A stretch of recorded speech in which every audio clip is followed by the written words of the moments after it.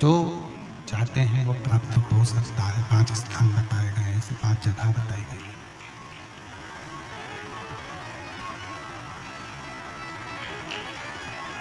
ऐसे 5 स्थान वर्णन किए गए हैं जहां पर बैठकर भगवान शंकर की गई आराधना खाली नहीं रहती। उन 5 स्थानों में प्रथम भगवान शंकर का शिव का द्वार, शंकर जी की द्वार शिव का।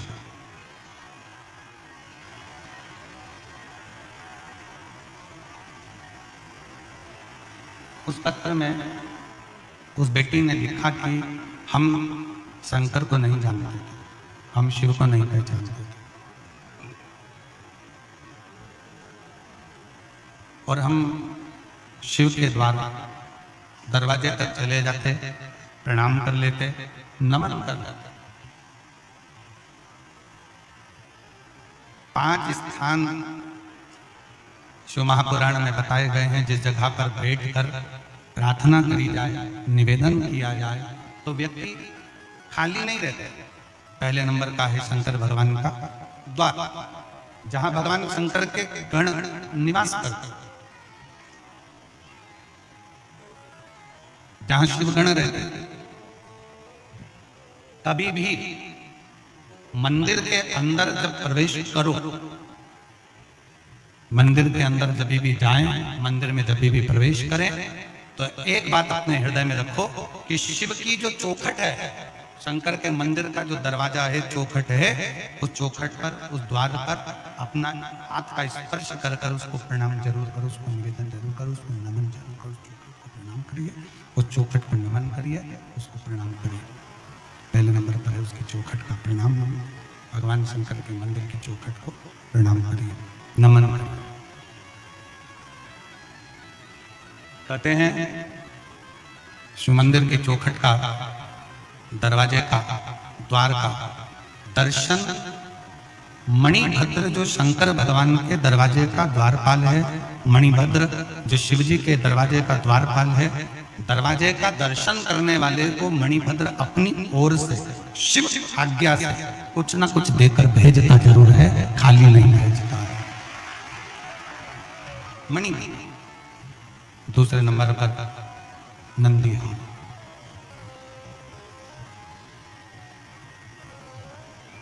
दूसरे नंबर पर है नंदी का हॉल, जहां नंदी विराजमान होता है। शिव जी के मंदिर में जहां नंदी रहता है, नंदी का जो हॉल होता है, जहां नंदी विराजमान है, नंदी बैठा हुआ है, नंदी जिस हॉल में है वो नंदी हॉल, वो नंदी।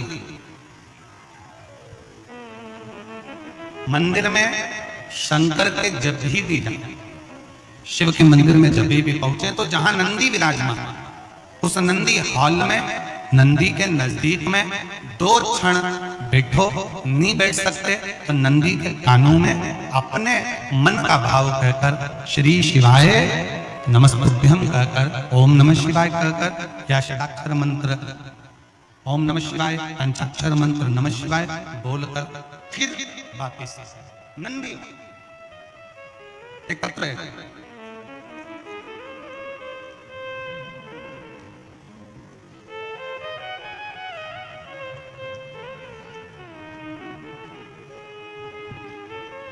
मैं शंकर जी की चौखट पर जा रहे हो, शंकर जी के दरवाजे पर जा रहे हो, शंकर की चौखट पर पहुंच रहे हो, शिव के दरवाजे पर जाकर विनय कर रहे हो, शंकर जी के द्वार पर जाकर निवेदन कर रहे हो, नमन कर रहे हो, तो बाबा बिना दिए आपको भेजेगा।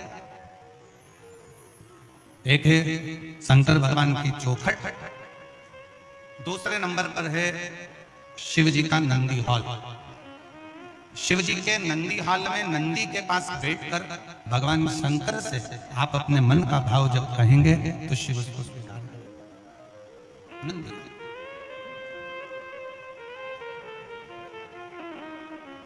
तीसरे नंबर पर शिव जी के मंदिर के पास में जो कुआं हो, बावड़ी हो, तालाब हो, सरोवर हो, शिव जी के मंदिर के पास में कोई कुआं, बावड़ी, तालाब, सरोवर, नदी अगर हो तो उस सरोवर, कुआं, बावड़ी, तालाब और नदी के पास में 2 क्षण बैठकर शंकर के नाम का उच्चारण करने पर, शिव नाम का उच्चारण करने पर शिव देते जरूर हैं। शंकर देने में पीछे हटते नहीं हैं, शिव देते जरूर हैं। शिव नाम का उच्चारण करने पर शिव देते जरूर। चौथे नंबर का, शिव मंदिर में लगे हुए वृक्ष, पीपल, बड़, आंवला, शमी, बेल, ये शंकर के मंदिर के वो वृक्ष। पुराण की कथा एक बात बहुत अच्छे से कहती है, पूरे साल आप 1 लोटा जल शंकर जी को समर्पित करते हो। कितना समर्पित करते हो? जम के बोलो जरा। 1 लोटा जल। सावन में कितना लोटा जल समर्पित करते हो? जम के बोलो जरा। 2 लोटा। कभी विचार किया आपने कि हमारे 1 लोटा जल जो हम पूरे साल समर्पित करते हैं, पूरे वर्ष समर्पित करते हैं, और सावन के महीने में जब हम 2 लोटा जल देवाधिदेव महादेव को समर्पित करते हैं, तो ये समर्पण का भाव क्या कहता है कि हम अपने वर्ष भर के 1 लोटा जल का भाग जो शंकर को चढ़ा रहे हैं, उसका हम उद्यापन ही कर रहे हैं।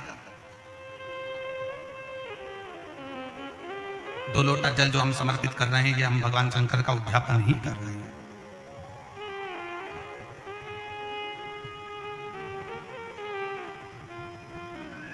कभी कभी शिव महापुराण की कथा कहती है, कभी कभी जितने शिव भक्त बैठे हैं, बड़े सावधानी से सुनिएगा, जितने आस्था चैनल पर सुन रहे हैं, जितने फेसबुक यूट्यूब पर सुन रहे हैं, और जितने इस कोकपुर कांकेर की इस पवित्र धरा पर बैठकर सुन रहे हैं, वो भी श्रवण करें। कभी कभी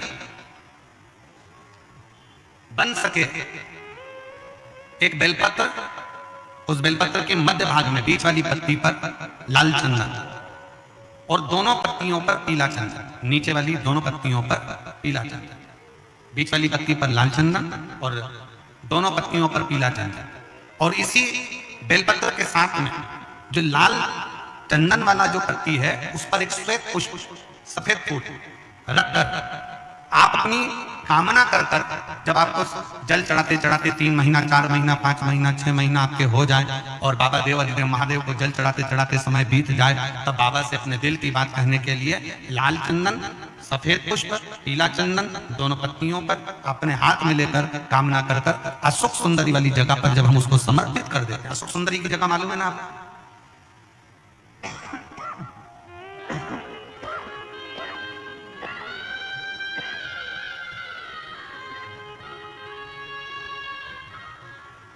अशोक सुंदरी वाली जगह पर ये शिवलिंग जलाधारी और उसके सामने का जो भाग है, उसके मध्य भाग में अशोक सुंदरी का स्थान।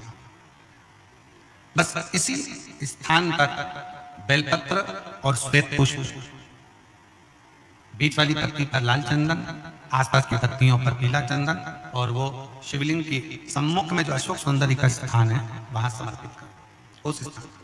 ये रोज नहीं करना, फिर ध्यान देना, कभी कभी 4-6 महीने निकल जाए, 8 महीने निकल जाए, 3 महीने निकल जाए, 5 महीने निकल जाए, उस स्थान पर, ये हमने एक बार नहीं बताया, इसको पहले भी वर्णन कर सकते।